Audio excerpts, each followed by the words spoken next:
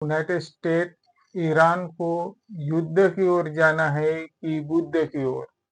आज हम बात करने जा रहे हैं कि इतिहास में किसी ने भविष्यवाणी की थी कि यूनाइटेड स्टेट, इजराइल और ईरान युद्ध की ओर मोटिवेशनल है।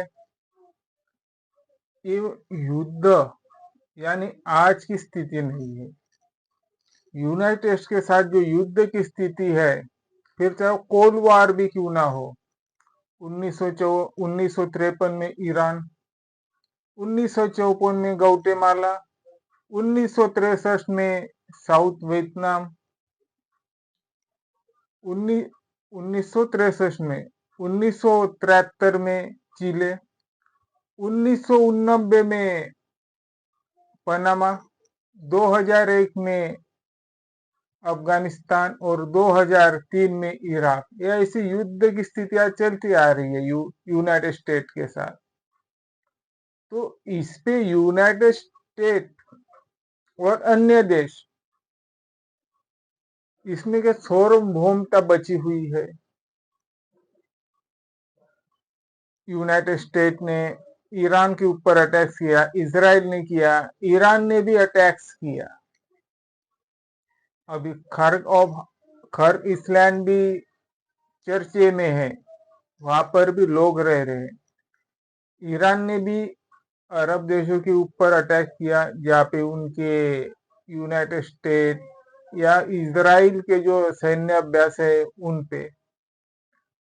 हमारे देश में भी कोच्चि में ईरान का शिप आया था।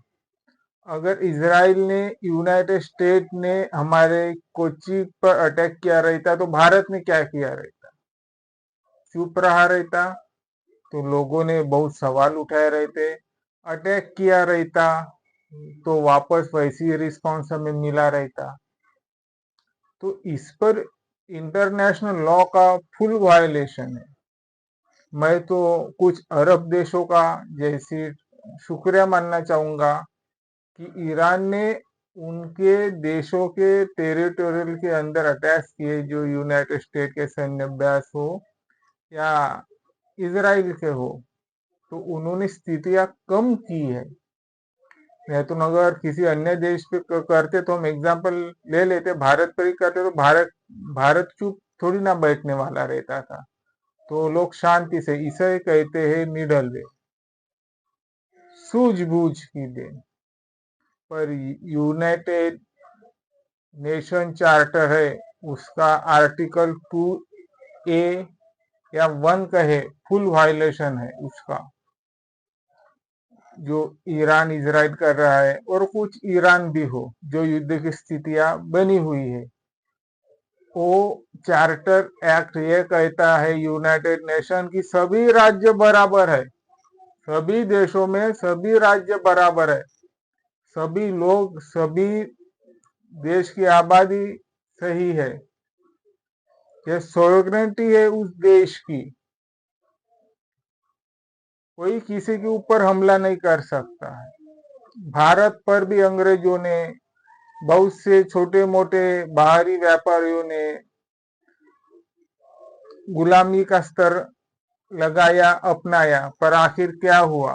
उनको अपने देश की ओर जाना पड़े, फिर चाहे वो कितना भी ताकतवर देश हो, दबाव नहीं बना सकता।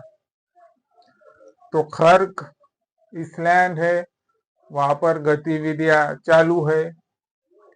भारत को भी अवेयरनेस रहना चाहिए।